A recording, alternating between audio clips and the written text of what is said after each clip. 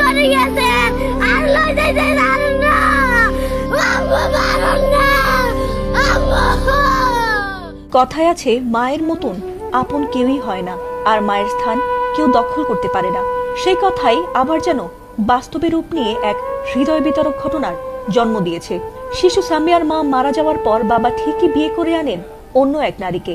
আশা ছিল হয়তো সেই নারী প্রচলিত সৎ মায়ের মতো না হয়ে আদরে ভুলিয়ে দেবে ছোট্ট শিশুটির মা হারানো বেদনাকে, কিন্তু সেই সৎ মা উল্টো এমন নির্যাতন করেছে যা সইতে পারেনি শিশু সামিয়া।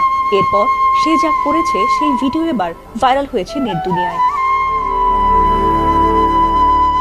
ঘটনাটি ঘটেছে কুমিল্লার লালমাই উপজেলায়। সেখানে সৎ মায়ের প্রতিদিনের নির্যাতন সইতে না পেরে মায়ের কবরের সামনে গিয়ে চিৎকার করে কান্নায় ভেঙে পড়েছে সামিয়া নামের বছর 12-র এক মাহারা এতিম শিশু। আর সেই হৃদয় বিতারক ভিডিও দ্রুতই ছড়িয়ে পড়ে সামাজিক মাধ্যমগুলোতে। কুমিল্লা নিউজ নামের একটি ফেসবুক পেজে প্রকাশিত ভিডিওতে দেখা গেছে মেয়েটি মায়ের কবরের পাশে বসে কাঁদছে এবং অসহায়ভাবে বলছে, আপনি কোথায়, আমাকে কেন রেখে গেলেন, আমাকেও আপনার কাছে নিয়ে যান।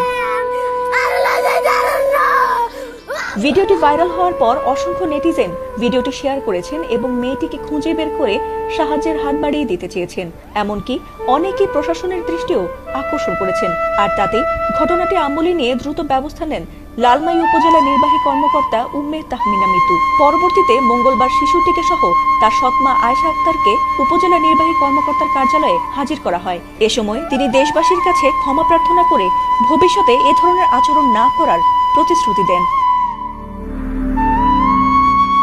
এ নিয়ে ইউএনও উম্মে তাহমিনা বলেন, শিশুটির সৎমা আয়েশা আক্তারকে 1 মাসের জন্য সতর্কতামূলক সময় দেওয়া হয়েছে। এ সময়ের মধ্যে যদি পুনরায় এমন কোনো অভিযোগ পাওয়া যায় তাহলে তার বিরুদ্ধে আইনানুগ ব্যবস্থা গ্রহণ করা হবে। প্রশাসনের এমন দ্রুত পদক্ষেপে সন্তুষ্ট হয়েছেন স্থানীয়রা। একই সঙ্গে শিশুটির নিরাপত্তা ও সুরক্ষা নিশ্চিত করতে সংশ্লিষ্ট কর্তৃপক্ষের ধারাবাহিক নজরদারির দাবিও জানিয়েছেন এলাকাবাসী।